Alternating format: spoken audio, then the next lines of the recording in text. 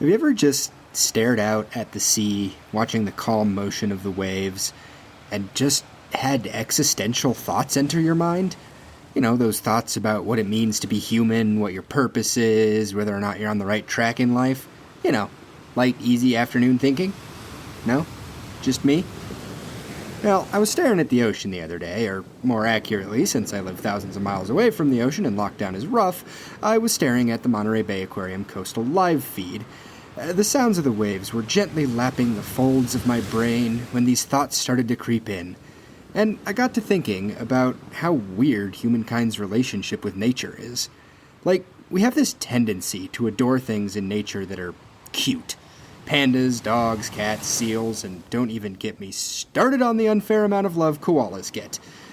The list goes on and on. We love things that are cute or otherwise incredibly aesthetically pleasing. We start funds and programs for protecting them left and right, and use them in logos and ads meant to emotionally tug at our heartstrings. That's right, I'm calling you out, Sarah McLachlan. And, well, there's nothing inherently wrong with that. I mean, real talk, anything that protects the biodiversity of our planet is a win. There is another problem that I think this inherently highlights, and that's that we tend to ignore at best, or actively scorn at worst, those that don't meet our complicated standards of visually pleasing. And that leaves the less than stunningly adorable creatures without the time or attention that they deserve to show what makes them special. And this isn't even just a problem for humans regarding animals either. Humans do it to humans all the time, especially in modern society. We seem to have these strange, downright arcane ideals of what beauty is and try to force ourselves and others to adhere to these ideals. And once again, we ignore or actively scorn those that don't meet these standards, as impossible as that is. And I don't know about the rest of you, but I think this is a terrible detriment. You know, most people and most creatures have something to give. Maybe a talent, maybe a way of thinking, or in the case of animals, it could be an adaptation we can learn from, or even a literal chemical that we can use to keep us safe. But how will we ever know what's being offered to us if we straight up ignore it because we don't like it off gut reaction? Or worse, we just straight up destroy it or its habitat before we know a single thing about it. So, all this got me thinking. It's a long existential tangent, so thanks for bearing with me. But all this got me thinking, what lessons can we learn from nature that will help us humans as a species transcend some of these judgments that hold us back? So with that in mind, I want to talk to you today about a snail. An extraordinary slime boy, a bastion of goodness among a cold, dark sea. It's a cool tale about a creature who can stand up to pressure, who can really take the heat, and whose mere existence serves to defend the home that it loves so much. It's a tale that, I hope, by telling, will show that by looking past an undesirable exterior, you can find so much. So once more we go into the deep ocean to meet this armored knight living without light, and the deep sea's resident, Volcano Potato. Let's descend.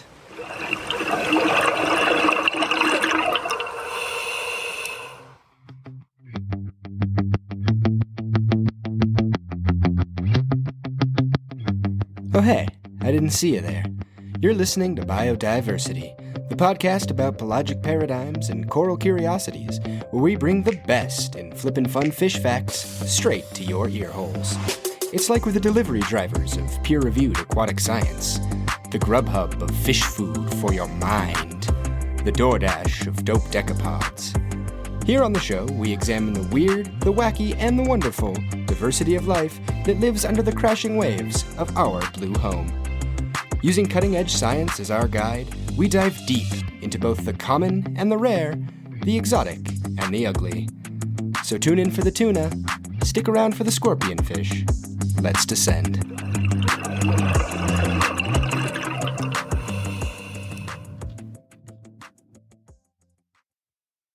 Today on the show, the scaly-foot snail, or, because it's hilarious, the sea pangolin.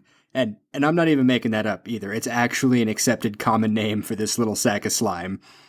Last episode, we talked about the apex hunters that are the dragonfish. But hunting isn't the only viable lifestyle down in the deep. I mean, how boring would it be if there was only one correct way to live your life?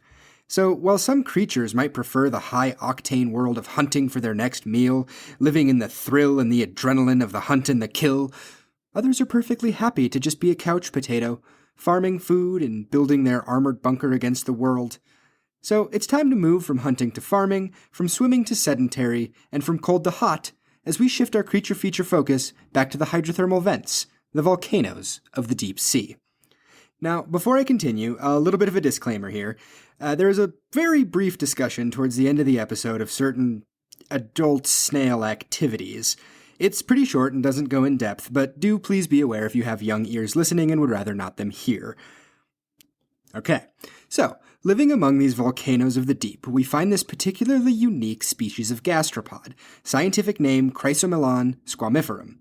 Chrysomelon derives from the ancient language of the Greeks, and it means golden-haired.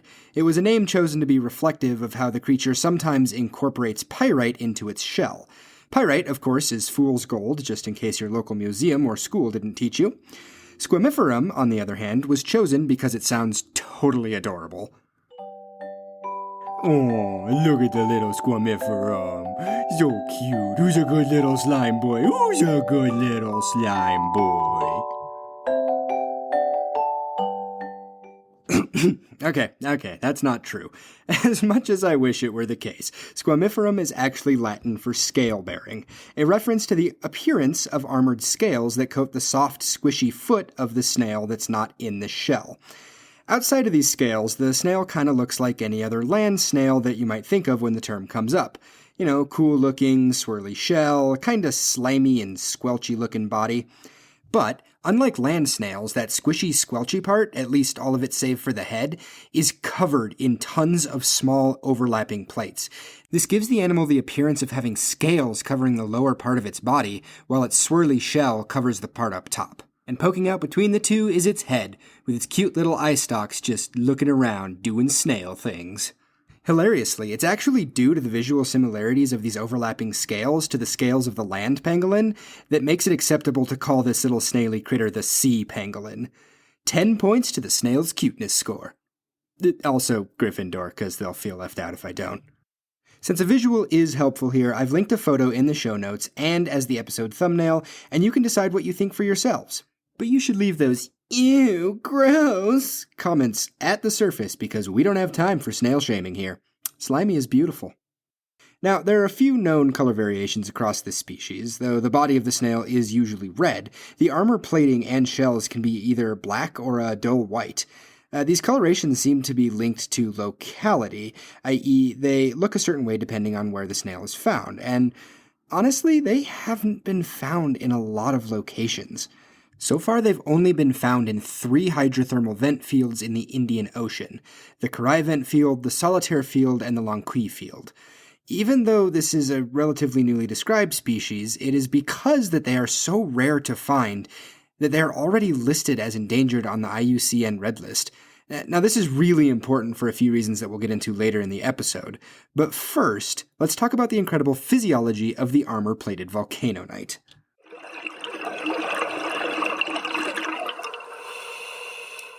This species was discovered in 2001, and since both its common and scientific name reference the scales of the animal, well, they must be important, right? The scales are hard and armor-like, giving the soft parts of the gastropod protection even when they're outside of the bastion that is its main shell. These scales, or plates, that cover the foot and give the snail its name are called sclerites. And land snails, they got nothing on this. Now, the presence of sclerites as a defense mechanism is atypical and cool enough, kind of like scale mail for a snail. But this pinnacle of slime evolution doesn't stop at just any old scales. No, they do you one better, as the construction of both the sclerites and the snail's shell is metal as hell.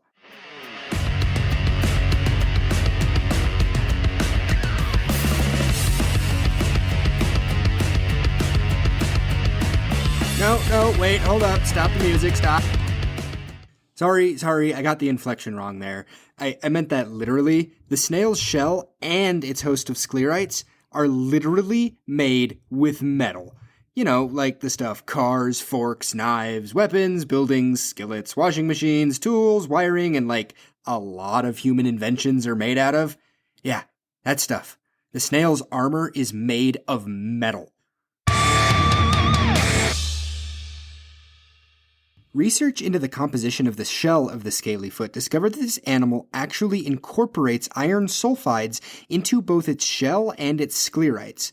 This mineralization of the armor with iron is something as of yet unseen in any other aquatic species, and makes this snail one extremely tough nut to crack. And, just because I know you were wondering, no, science hasn't answered the question of whether or not you could pass a magnet over the snail and lift it up. And yes, this is 100% something I want to try if ever given the opportunity, so let me in on the next study, scientists. Most shells that you're familiar with, like the ones that you find on long walks on the beach, are constructed of some form of calcium carbonate, which by itself offers quite a lot of protection, and most mollusks and other creatures with shells call that good enough. But this heavily armored slime tank wasn't satisfied with that. No. It would stop at nothing less than creating a super armor, and the evolutionary end result is something that even the US military has taken an interest in. Earlier, I said that the snail incorporates metal into its shell, not that it was entirely made of this stuff. Metal helps, but there's more to it than that. The shell is actually made up of 3 distinctly different layers that all work together to create a barrier that even the toughest of predators can't break.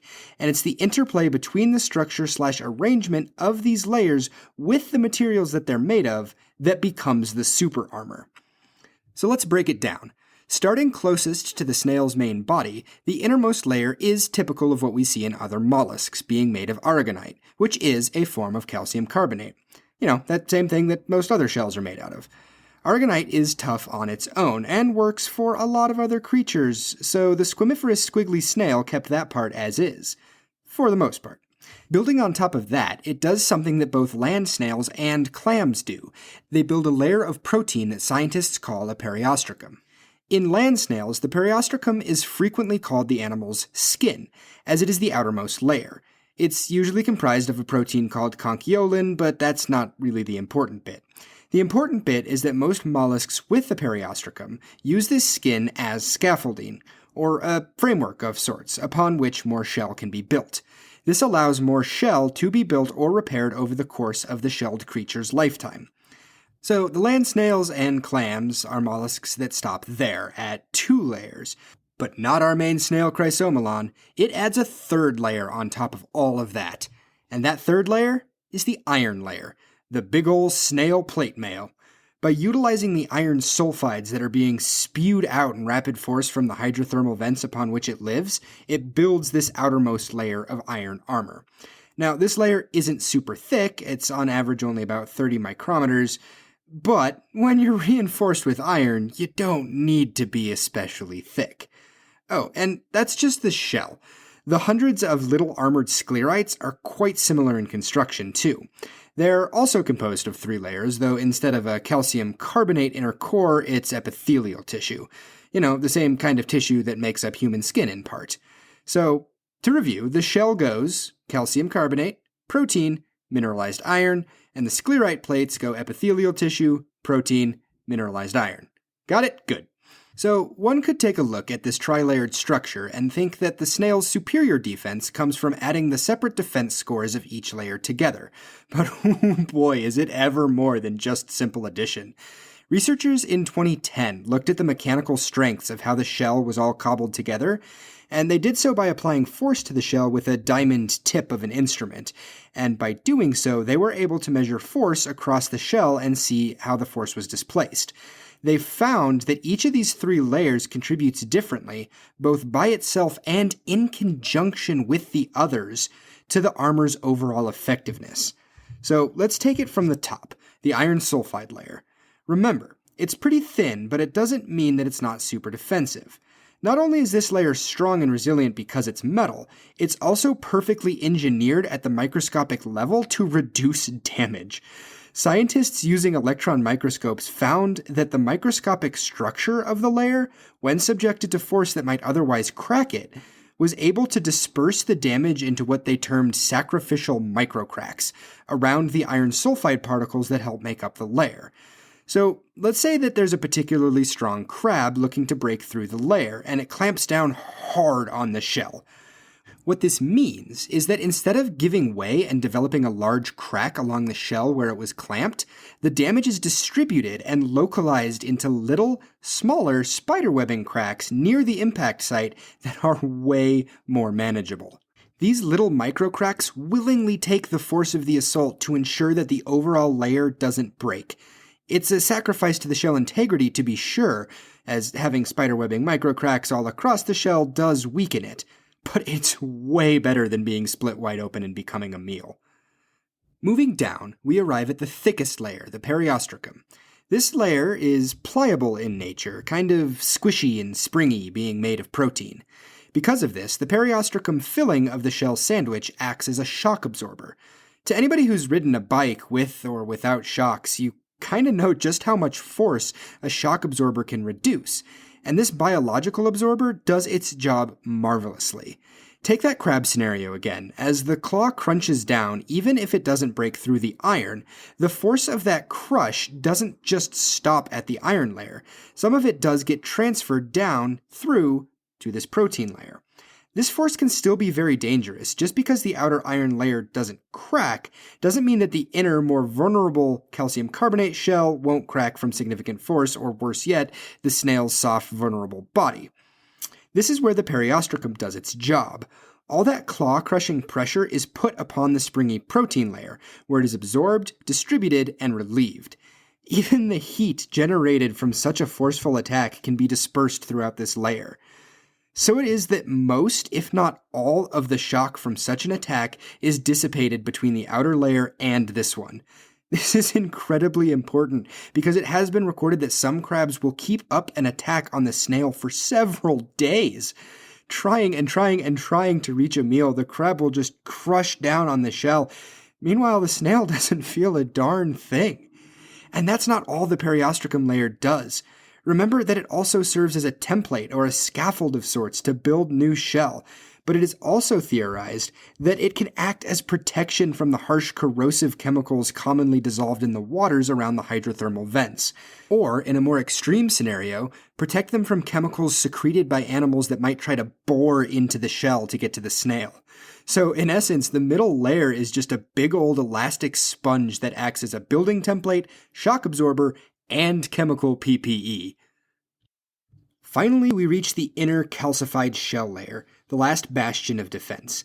If any mechanical energy from an attack reaches through the top two layers, the wall of aragonite stands in the way from that force reaching the snail.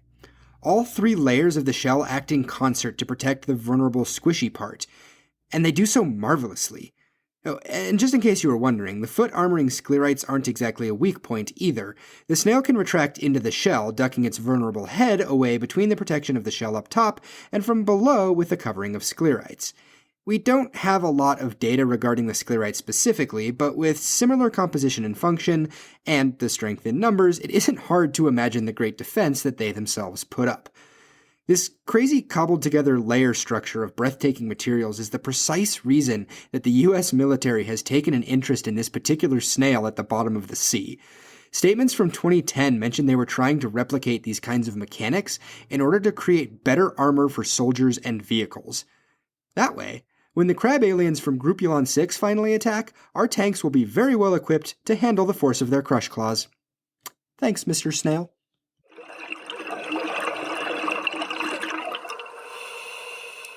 If all that wasn't crazy enough, the snail is also just one big old giant teddy bear. They're like that friend of yours, you know the one, who's all buff and muscly, maybe kinda scary looking, but the minute that you talk to them, you realize they just have the biggest heart and are the nicest person. You know, if I had to personify the scalyfoot snail, that'd be my go-to image. The world's goodest snail may look creepy, but they really just want everybody to get along. And I can even say that scientifically, because the snail doesn't really hunt or kill, and it has one of the biggest hearts in all of the animal kingdom. Well, at least in terms of percentage. Researchers in 2015 investigated the snail's heart and found that it comprised a whopping 4% of the animal's overall volume. Now, that may not sound like a lot, yet when you look at it in terms of comparison to other animals, it's downright huge. Us humans only average around 1.3% heart by volume. That means, by actual not made up scientific fact or even more not made up math, that even the Grinch would have only a heart to body volume of 1.625% after his heart grows 3 times on Christmas. That's not even half the size of the scalyfoot snail. Just saying. In fact, the whole circulatory system is bigger than other comparative gastropods. Even its gill structures are supersized. The proportionally large heart and gills have been thought to have some very important purposes, too. So, first up, it helps oxygenate the animal. Honestly, one of the primary purposes of any circulatory system. The large heart and large gills give the animal a surplus of oxygen to work with. We haven't talked much about how gills work on the show, but just like the big ol' free-swimming fish, the scalyfoot breathes by the utilization of gills. At a most basic level, gills work by kind of pulling oxygen from the water. Think of the gill like a membrane. On one side, the snail's blood inside the body, and on the other side, water outside the body. This creates a gradient. The outside water has high oxygen content when compared to the low oxygen blood on the other side of the gill. And because oxygen naturally flows from high concentration to low, the oxygen is pulled from being dissolved in the surrounding water and into being dissolved in the low oxygen blood. The gills rely on that gradient of high oxygen to low being constant. After all, if the concentrations of oxygen in the blood and the water ever equal out, the exchange stops and the animal would no longer be getting oxygen. It would suffocate. So, in order to maintain the gradient optimally, the blood and the water need to be flowing in opposite directions. The water flow is easy. Animals usually have a mechanism to constantly pass water over the gills, be that a literal pump by constantly swimming or hanging out in the current.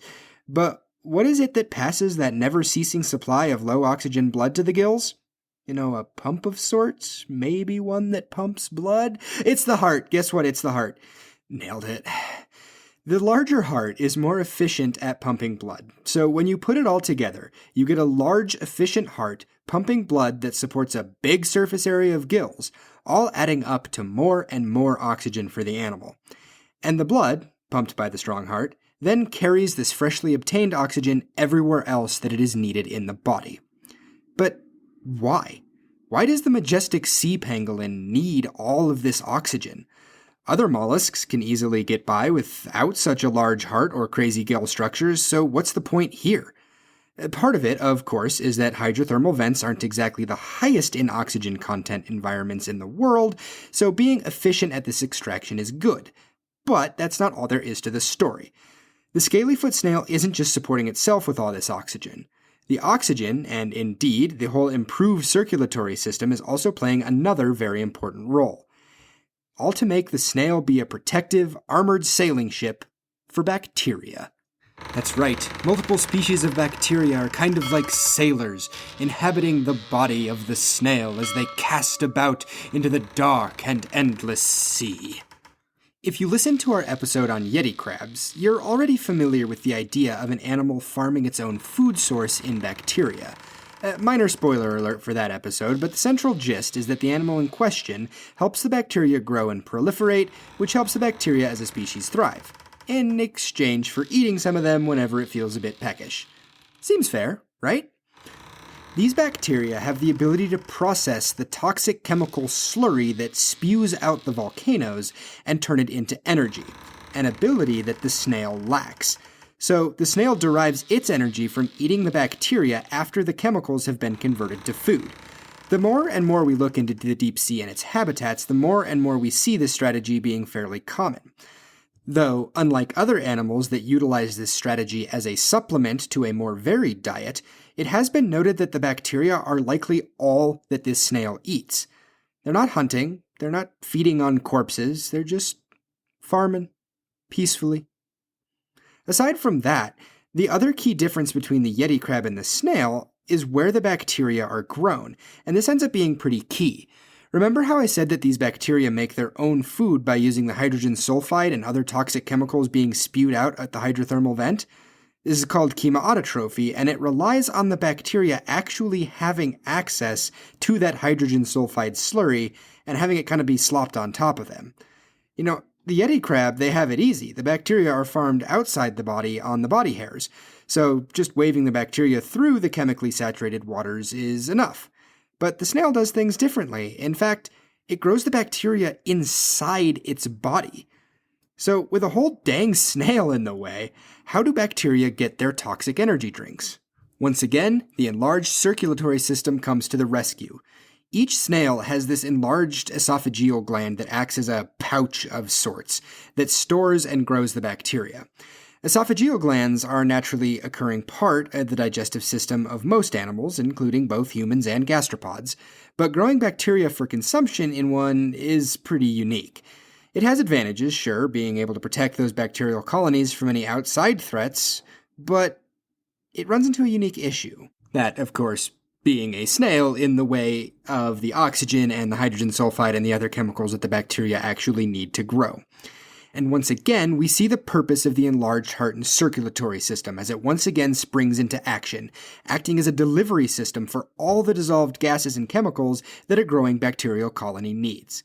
So that's why some researchers think that the snail needs all this extra oxygen. It's really not just supporting itself, it's delivering it to the growing bacteria in its little bacteria pouch. The heart has got to work extra hard to make sure that all the little buggies can breathe too. It's also theorized that these same delivery mechanisms are the route that the bacteria get their hydrogen sulfide. You know, just snails passing toxic chemicals through their cardiovascular system like it's no big deal. I wonder if all the bacteria can be claimed as dependents on the snail's taxes. Between the large heart and the crazy armor, this means that, for all practical purposes, the snail is pretty self-sufficient. For it, home is literally where the heart is. Oh, and food isn't the only thing that the snail uses bacteria for. Some papers theorize that certain other epibiotic bacteria are part of, if not the reason for, the mineralization process of the shell and the sclerites. So basically, the snail's mere existence extols the virtues of working together to overcome harsh obstacles. Or at least that's what I like to think, and you can't convince me otherwise. Snaily scale is bestest snail. Don't you forget it. There's one thing, though, that Lord Armorshell Heavyboots may not be self-sufficient on. Mating. Full disclosure, not a whole heck of a lot seems to be known about the mating habits and life cycle here, but what we do know is that the animal is a simultaneous hermaphrodite. They are both male and female at the same time. More scientifically, this means that it has the organs and produces the gametes of both sexes simultaneously. Among the currently studied specimens, it has been noted that some animals have further developed one of the gendered organs over the other, though they were always both present. In other animals, simultaneous hermaphrodism means that it could be possible to reproduce asexually, fertilizing itself to produce offspring, as well as sexually, to help ensure that sweet, sweet genetic diversity. But we really don't know if the snail uses one of these strategies or both. We just know that they have both parts. Interestingly, though, a few papers have demonstrated that the animal has no copulatory organ whatsoever, though there is a genital opening. So exactly how the exchange of genetic material between the two individuals would happen is somewhat of a mystery. On top of that, absolutely nothing is known about the eggs or the larval stages of the snail. It's only theory at this point. Damn it, science, if you can't bring me the answers I want about snail sex, then what good are you? Why, I have half a mind to fully support your studies and lobby hard for more funding for the advancement of science. No respect, no respect.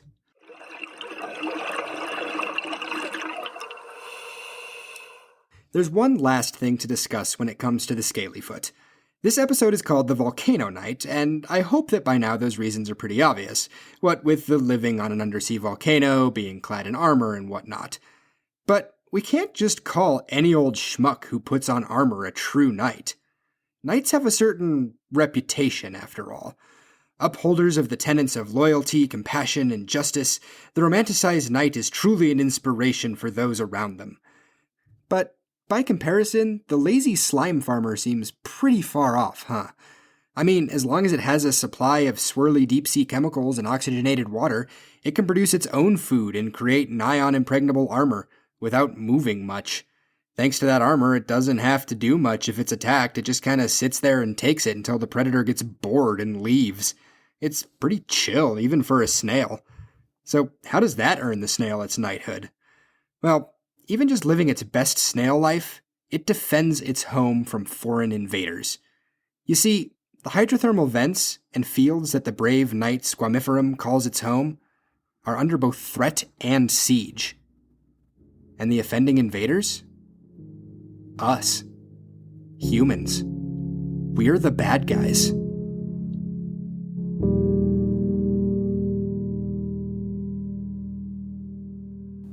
The threat is very real and very near.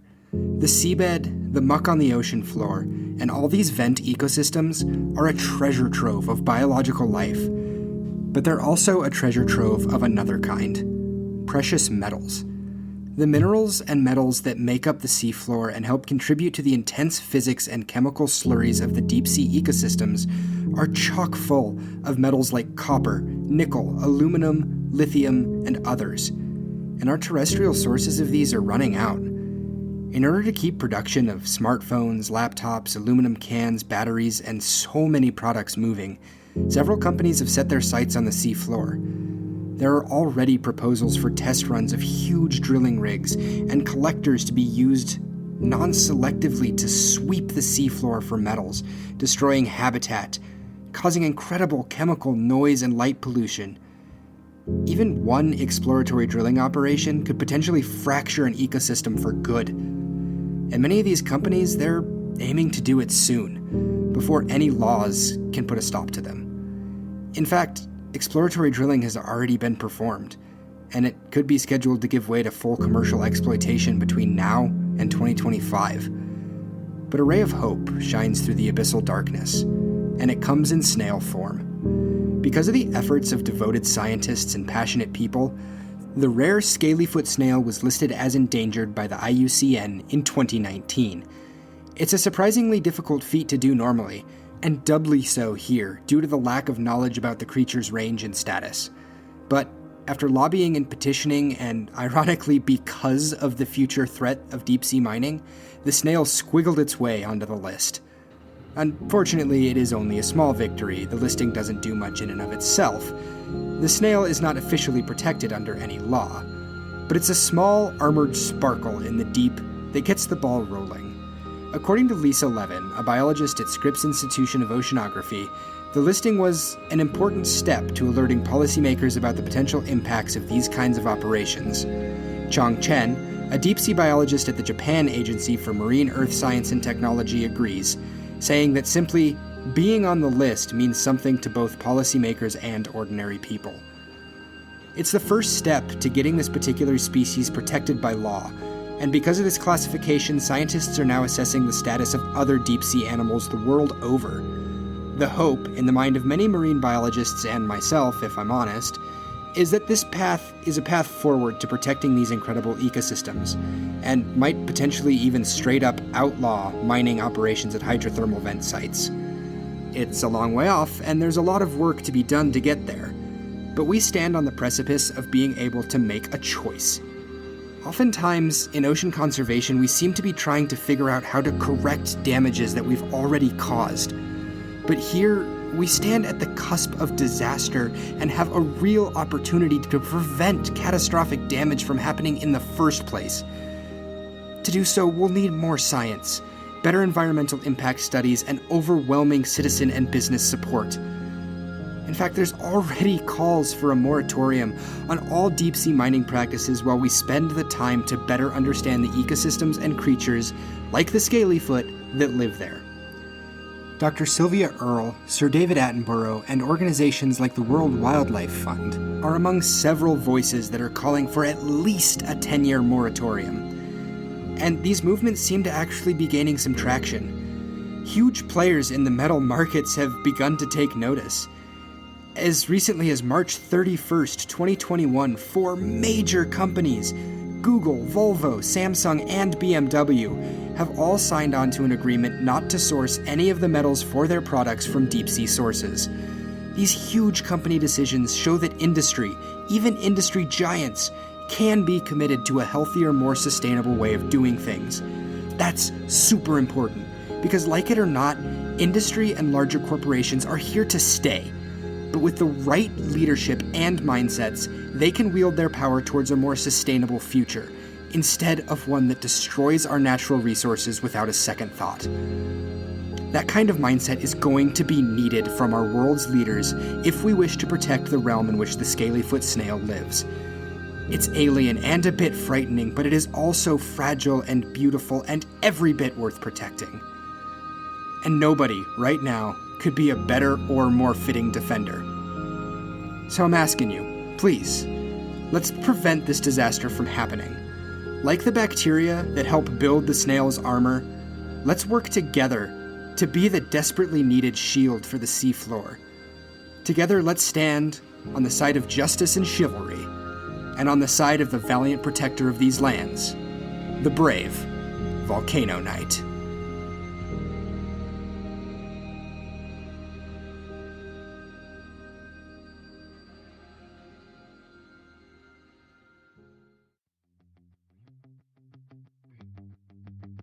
That's going to do it for today's episode of Biodiversity. Awareness of these cool creatures of the deep and the issues that they're facing is the first step to combating their potential overexploitation. So, in that vein, our big-hearted snail friends of the deep have a challenge for you. They told me that they'll knight you as an honorary Volcano Knight if you do some online searching for a cool creature of the deep and tell some people about it. Trust me, you'll be a hit at parties if you won't shut up about deep-sea fish. It's currently rated 3rd on the list of most popular party topics, and that's a not-made-up science fact. In fact, I made great friends with the last party's dog just by telling them about giant tube worms. Alright, fine, maybe don't be annoying about it. But what you can do is find out what makes your creature cool and share what you find on social media.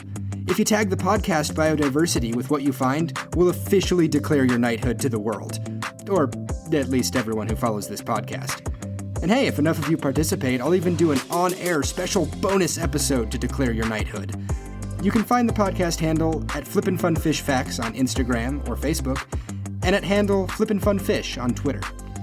And hey, if you just so happen to be in a position within your own industry where you can have these conversations about where you source your materials, maybe bring it up.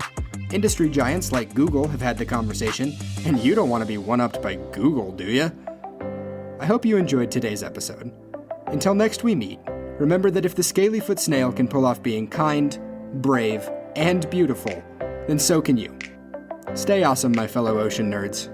I'll see you next time.